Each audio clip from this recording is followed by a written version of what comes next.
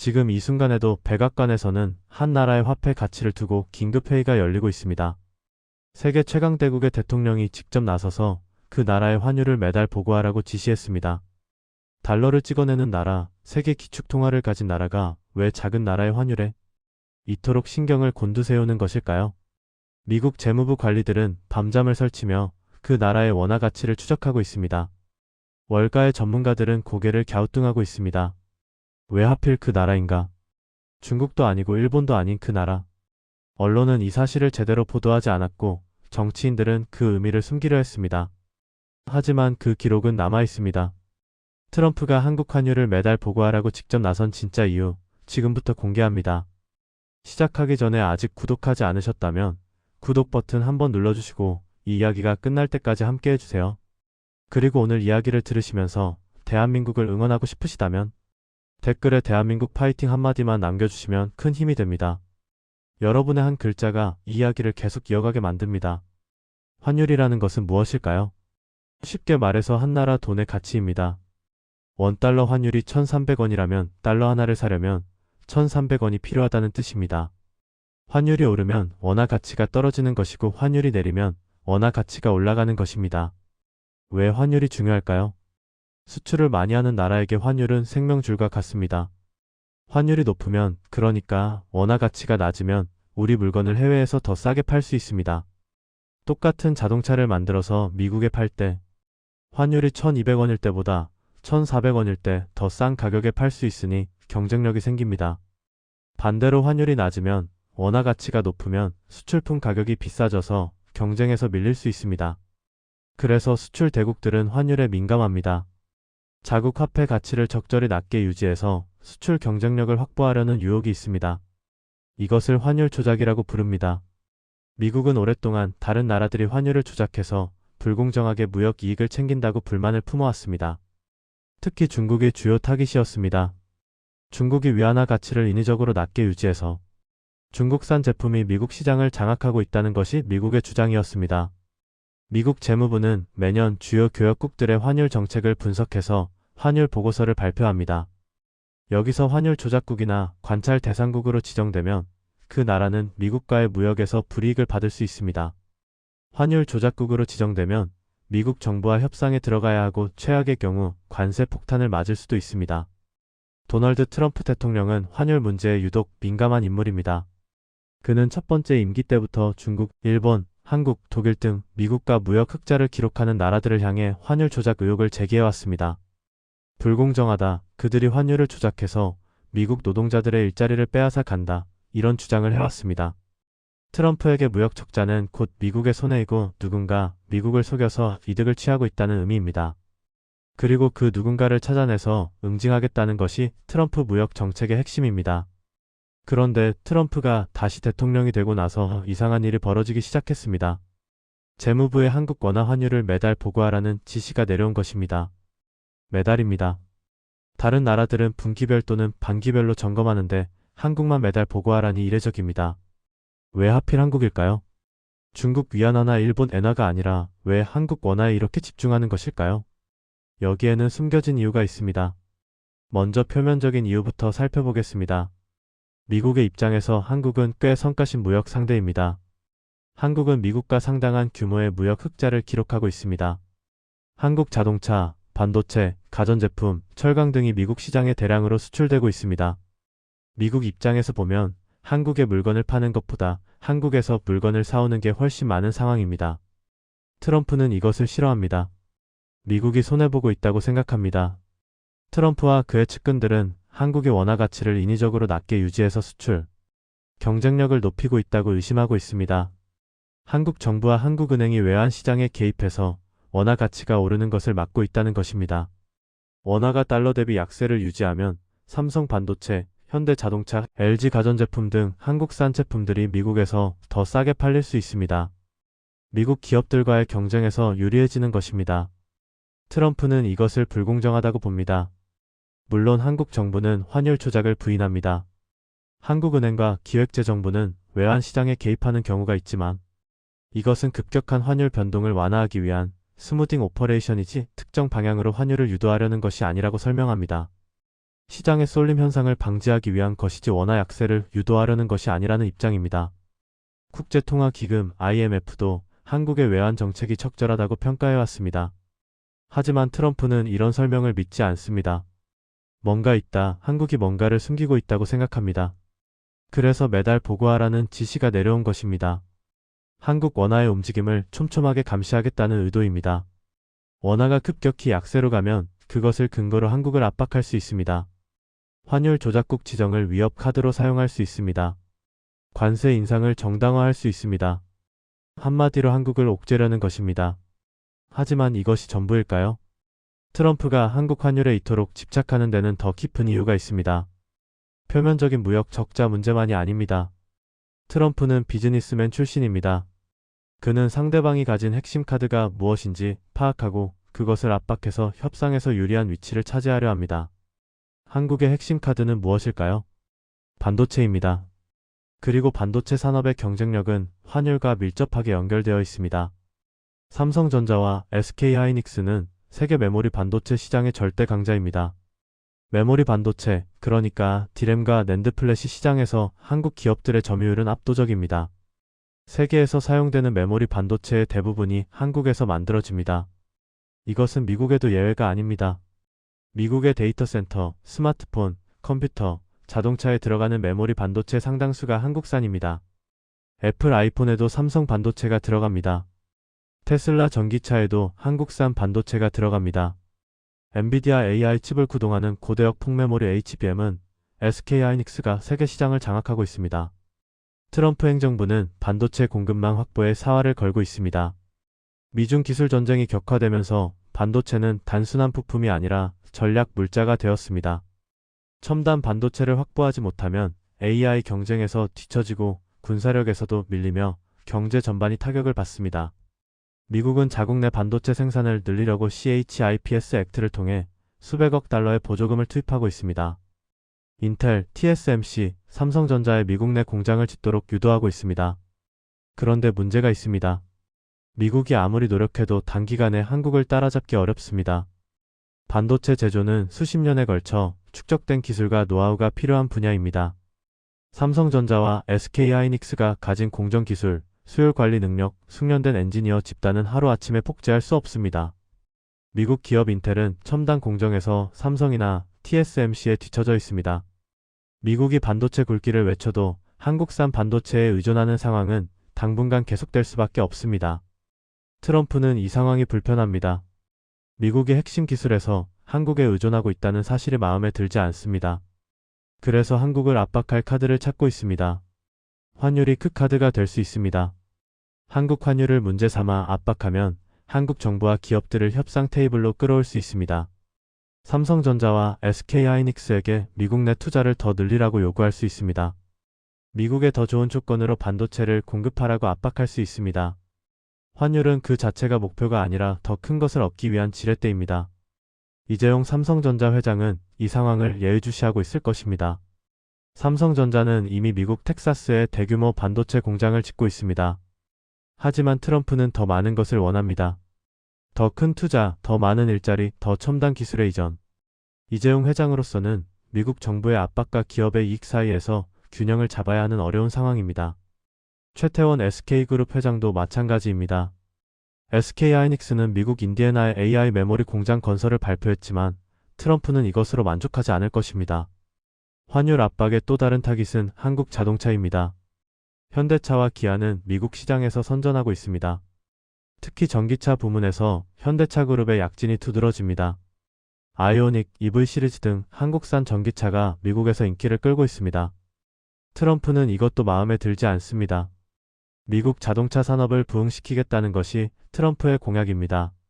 한국차가 미국 시장에서 잘 팔리는 것은 트럼프에게 불편한 현실입니다. 원화가 약세면 한국차 가격이 상대적으로 낮아져서 미국 소비자들에게 더 매력적으로 보입니다. 트럼프는 이것을 불공정하다고 볼 것입니다.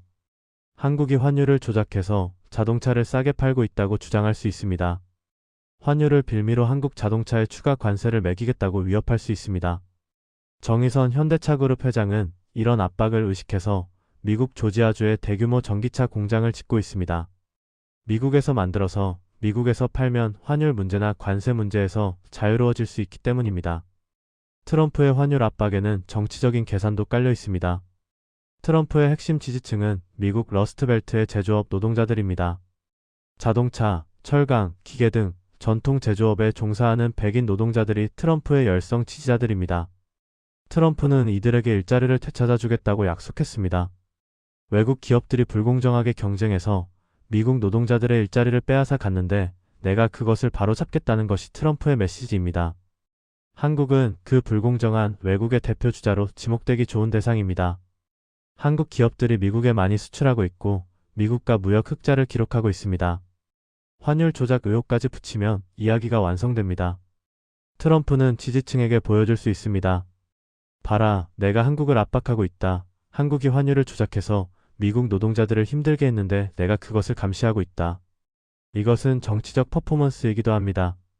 그렇다면 한국 정부는 어떻게 대응하고 있을까요? 겉으로는 조용합니다. 대한민국 정부는 트럼프의 환율 압박에 대해 공식적으로 강하게 반발하지 않고 있습니다. 외교적으로 민감한 사안이기 때문입니다. 한미 동맹이라는 큰 틀 안에서 경제 문제로 미국과 정면 충돌하는 것은 부담스럽습니다. 하지만 내부적으로는 치밀하게 대응하고 있습니다.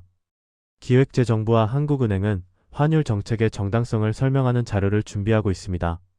한국이 환율을 조작하지 않는다는 것을 입증할 데이터를 모으고 있습니다. IMF를 비롯한 국제기구의 평가를 활용해서 한국 환율 정책이 국제 기준에 부합한다는 점을 강조할 것입니다. 미국 재무부와의 실무 협의에서 한국의 입장을 꾸준히 전달하고 있습니다. 동시에 한국 기업들의 미국 투자 확대를 지원하고 있습니다. 삼성, SK, 현대차 등 대기업들이 미국에 공장을 짓고 일자리를 만들면 트럼프의 공격 명분이 줄어듭니다. 한국이 미국에서 일자리를 빼앗아 가는 게 아니라 오히려 일자리를 만들고 있다고 주장할 수 있습니다. 이것은 외교적이면서도 실리적인 대응입니다. 한국은행의 역할도 중요합니다. 한국은행은 외환시장 개입 내역을 더 투명하게 공개하는 방향으로 정책을 조정하고 있습니다. 외환시장 개입 사실을 분기별로 공개하는 것이 그 일환입니다. 이전에는 외환시장 개입 여부를 공개하지 않았는데 이제는 어느 정도 공개합니다. 숨기는 것이 없다는 것을 보여주기 위한 것입니다. 미국이 트집 잡을 여지를 줄이려는 노력입니다. 이 상황을 세계 각국은 어떻게 보고 있을까요? 중국의 시진핑 국가주석은 복잡한 심경일 것입니다. 미국의 환율 압박 대상에서 한국이 주목받으면 상대적으로 중국에 대한 압박이 분산될 수 있습니다. 미국이 여러 나라를 동시에 적으로 돌리면 각계격 파당할 수 있으니까요. 하지만 중국 입장에서도 미국의 이런 식의 일방적 압박이 정당화되는 것은 우려스럽습니다. 오늘은 한국, 내일은 중국이 될 수 있습니다. 실제로 중국은 오랫동안 환율 조작국 의혹을 받아왔고 트럼프 첫 번째 임기 때 환율 조작국으로 지정된 적도 있습니다. 일본의 다카이치 사나에 총리도 긴장하고 있을 것입니다. 일본 엔화도 약세를 보이고 있고 미국과의 무역에서 일본도 자유롭지 않습니다. 일본 엔화가 달러 대비 크게 약세를 보이면서 일본산 제품의 가격 경쟁력이 높아졌습니다. 트럼프가 한국 다음으로 일본을 타깃으로 삼을 수 있습니다. 실제로 트럼프는 과거에 일본의 환율 정책도 비판한 바 있습니다. 다카이치 총리는 미국의 눈치를 보면서 환율 정책을 조심스럽게 운용해야 하는 상황입니다. 유럽연합도 미국의 이런 행태를 우려의 눈으로 보고 있습니다. 미국이 일방적으로 다른 나라들의 환율 정책을 판단하고 압박하는 것은 국제 질서를 흔드는 행위입니다. 환율은 시장에서 결정되어야 하고 특정 국가가 다른 나라의 환율 정책을 심판하는 것은 적절하지 않다는 것이 유럽의 입장입니다. 하지만 유럽도 미국과의 관계를 고려해서 공개적으로 강하게 비판하지는 못하고 있습니다. 북한의 김정은 국무위원장에게 이 상황은 별 관심사가 아닐 것입니다. 북한은 국제금융 시스템에서 사실상 배제되어 있어서 환율 문제와 거리가 멉니다. 하지만 남한이 미국에 압박받는 모습을 보면서 나름의 해석을 하고 있을 것입니다. 미국이 동맹국이라는 한국도 이렇게 압박하는데 믿을 것이 못 된다는 식의 선전에 활용할 수 있습니다. 북한 관영 매체들이 미국의 패권주의적 행태를 비난하는데 이 소식을 인용할 수도 있습니다. 다시 본론으로 돌아와서 트럼프가 한국 환율을 매달 보고하라고 지시한 것의 진짜 의미를 정리해 보겠습니다. 첫째, 이것은 한국에 대한 압박 카드입니다. 환율을 문제 삼아 한국 정부와 기업들에게 양보를 요구할 수 있습니다. 둘째, 이것은 반도체와 자동차 등 핵심 산업에서 한국의 경쟁력을 견제하려는 의도입니다. 환율을 빌미로 한국 기업들의 미국 투자를 더 끌어내려 합니다. 셋째, 이것은 트럼프 지지층에게 보여주기 위한 정치적 퍼포먼스입니다. 내가 미국 노동자들을 위해 외국과 싸우고 있다는 이미지를 만들어냅니다. 하지만 트럼프의 이런 압박이 과연 효과가 있을까요? 여기서 한국의 저력이 드러납니다. 한국은 만만한 상대가 아닙니다. 트럼프가 환율을 압박해도 한국은 버틸 수 있습니다. 왜냐하면 한국이 가진 카드가 있기 때문입니다. 첫 번째 카드는 반도체입니다. 앞서 말했듯이 삼성전자와 SK하이닉스 없이 세계 반도체 시장은 돌아가지 않습니다. 미국도 마찬가지입니다. 미국이 한국을 너무 강하게 압박하면 한국 반도체 기업들이 미국의 비협조적으로 나올 수 있습니다. 미국 내 투자를 줄이거나 늦출 수 있습니다. 미국 기업에 공급하는 반도체 물량을 조절할 수 있습니다. 물론 대놓고 이렇게 하지는 않겠지만 미국도 이런 가능성을 의식해야 합니다. 트럼프가 아무리 거칠어도 미국 기업들이 필요로 하는 반도체 공급을 끊을 수는 없습니다. 두 번째 카드는 한미동맹입니다. 한국은 미국의 핵심 동맹국입니다. 북한 핵 위협에 공동 대응하고 있고 인도태평양 지역의 안보를 함께 책임지고 있습니다. 미국이 한국을 너무 거칠게 압박하면 동맹 관계에 금이 갈 수 있습니다. 중국과 북한이 이 틈을 노릴 것입니다. 미국 국방부와 국무부는 이 점을 트럼프에게 상기시킬 것입니다. 경제 문제로 동맹을 흔들어서는 안 된다고요. 트럼프도 이것을 완전히 무시하기는 어렵습니다. 세 번째 카드는 한국 기업들의 미국 내 투자와 일자리입니다. 삼성, SK, 현대차, LG 등 한국 대기업들은 이미 미국에 수백억 달러를 투자하고 있고 수만 개의 일자리를 만들고 있습니다. 텍사스의 삼성 반도체 공장, 조지아의 SK 배터리 공장과 현대차 전기차 공장, 테네시의 LG 가전 공장 등이 그 예입니다. 트럼프가 한국을 너무 압박하면 이 투자들이 영향받을 수 있습니다. 트럼프의 지지층인 남부지역 주민들이 피해를 볼 수 있습니다. 이것은 트럼프에게도 정치적 부담입니다. 네 번째 카드는 글로벌 공급망에서 한국의 위치입니다. 한국은 반도체, 배터리, 디스플레이, 조선 등 여러 핵심 산업에서 글로벌 공급망의 중요한 위치를 차지하고 있습니다. 미국이 중국을 배제하고 신뢰할 수 있는 공급망을 구축하려 할 때 한국은 빠질 수 없는 파트너입니다. 프렌드쇼어링이라고 부르는 이 전략에서 한국은 핵심입니다. 미국이 한국과의 관계를 악화시키면 공급망 재편 전략 자체가 흔들립니다. 이런 카드들이 있기 때문에 트럼프도 한국을 막무가내로 밀어붙이기는 어렵습니다. 압박은 하되 선을 넘지는 못합니다. 협상 카드로 환율을 들고 나왔지만 최종적으로는 어느 정도 타협점을 찾아야 합니다. 한국도 이것을 알고 있기 때문에 당장 흔들리지 않고 있습니다. 한국 재계 총수들은 이 상황에 어떻게 대응하고 있을까요?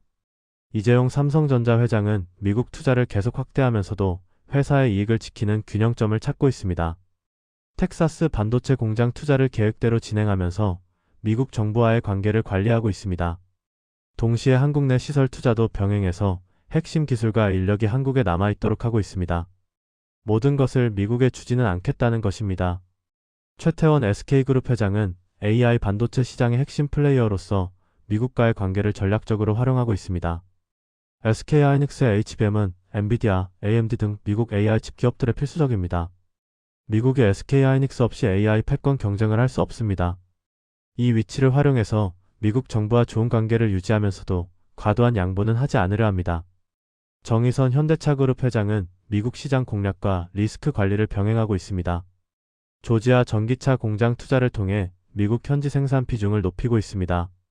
미국에서 만들어서 미국에서 팔면 환율이나 관세 문제에서 상대적으로 자유롭습니다. 트럼프의 압박에 대한 방어책이기도 합니다.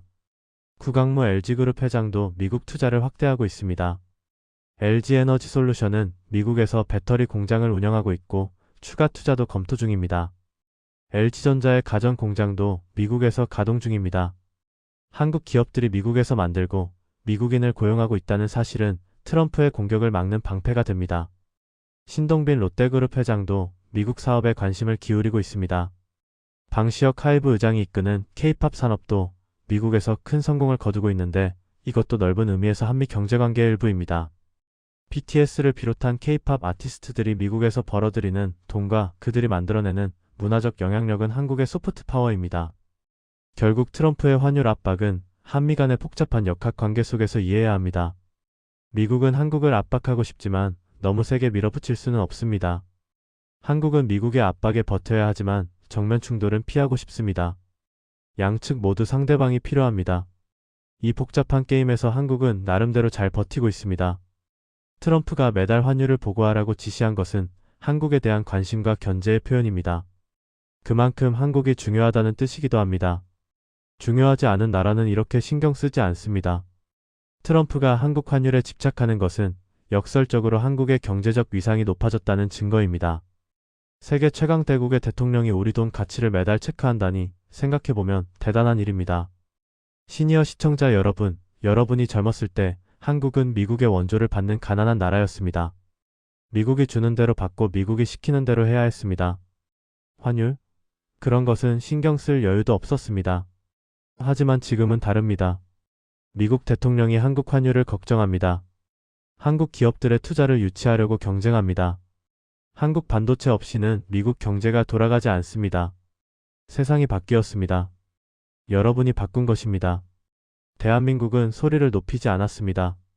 트럼프가 환율을 보고하라고 해도 당장 반발하지 않았습니다. 하지만 굴복하지도 않았습니다. 차분하게 대응하면서 우리의 카드를 지키고 있습니다. 반도체, 배터리, 자동차, 이 모든 것이 우리의 힘입니다. 미국도 이 힘을 무시할 수 없습니다. 진짜 강한 나라는 소리 지르지 않습니다. 실력으로 보여줄 뿐입니다. 대한민국이 그렇게 하고 있습니다. 오늘 이야기가 의미 있었다면 좋아요로 남겨주시고 다음 이야기에서도 우리가 몰랐던 세계의 이면을 계속 전해드리겠습니다. 대한민국 파이팅입니다.